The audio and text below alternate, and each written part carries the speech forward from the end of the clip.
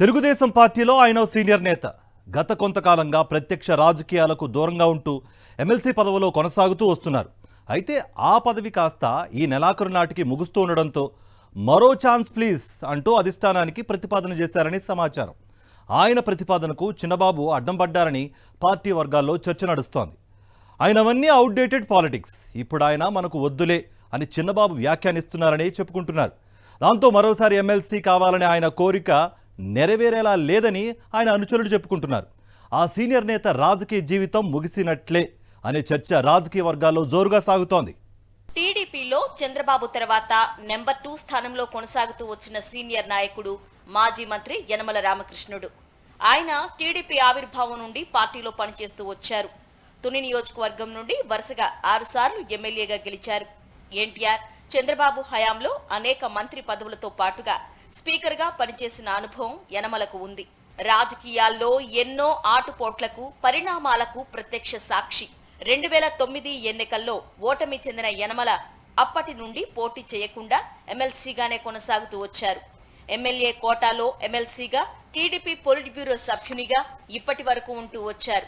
అయితే ఆయన ఎమ్మెల్సీ పదవి ఈ నెలాఖరుతో ముగుస్తున్న నేపథ్యంలో ఆఖరిసారి ఎమ్మెల్సీ పదవి ప్లీజ్ అంటూ యనమల చంద్రబాబును కోరారని సమాచారం. మాజీ మంత్రి, మాజీ స్పీకర్ యనమలకు మంత్రి లోకేష్ కు మధ్యన చాలా గ్యాప్ ఉందనేది చాలా కాలంగా అందరికీ తెలిసిన విషయమే. ఎమ్మెల్సీ సీటు మరోసారి ఇవ్వాలని యనమల ప్రతిపాదన పంపగానే దానికి లోకేష్ మోకాలు అడ్డుపెట్టారనే ప్రచారం టీడీపీలో జోరుగా సాగుతోంది.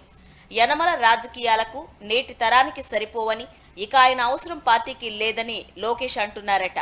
గత టీడీపీ పాలనలో అంటే 2014 నుంచి 2019 వరకు చంద్రబాబు సీఎంగా ఉన్నప్పుడు ఆర్థిక మంత్రిగా యనమల రామకృష్ణుడు ఉండేవారు.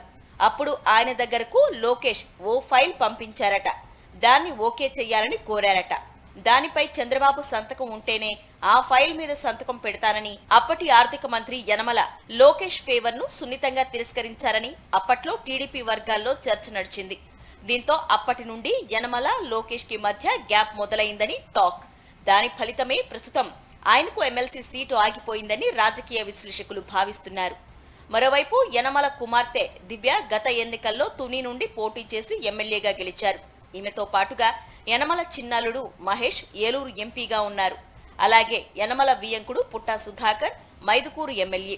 ఇన్ని పదవులు యనమల కుటుంబంలో ఉండగా ఇక యనమలకు ఎమ్మెల్సీ పదవి అవసరమా అనే ఆలోచనలో అధిష్టానం ఉందని టీడీపీ వర్గాల్లో మాట్లాడుకుంటున్నారు. ఇక ఈ మధ్య కాకినాడ సెజు భూముల విషయంలో కేవీరావు అవినీతికి పాల్పడి రైతుల భూములను దోచేశారని యనమల రాసిన లేఖ టీడీపీకి ముచ్చమటలు పట్టేలా చేసింది. ఈ లేఖలో కుల ప్రస్తావన కూడా తేవడం లోకేష్ కు పుండు మీద కారం చల్లినట్టు అయిందని టీడీపీ వర్గాల్లో చర్చ నడుస్తోంది. అది కూడా దృష్టిలో పెట్టుకుని ఈసారి యనమలకు ఎమ్మెల్సీ సీటు లేదని చెప్పేశారట. మొత్తం మీద యనమల రామకృష్ణుని పొలిటికల్ జీవితం ముగిసినట్లే అని రాజకీయ విశ్లేషకులు అభిప్రాయపడుతున్నారు.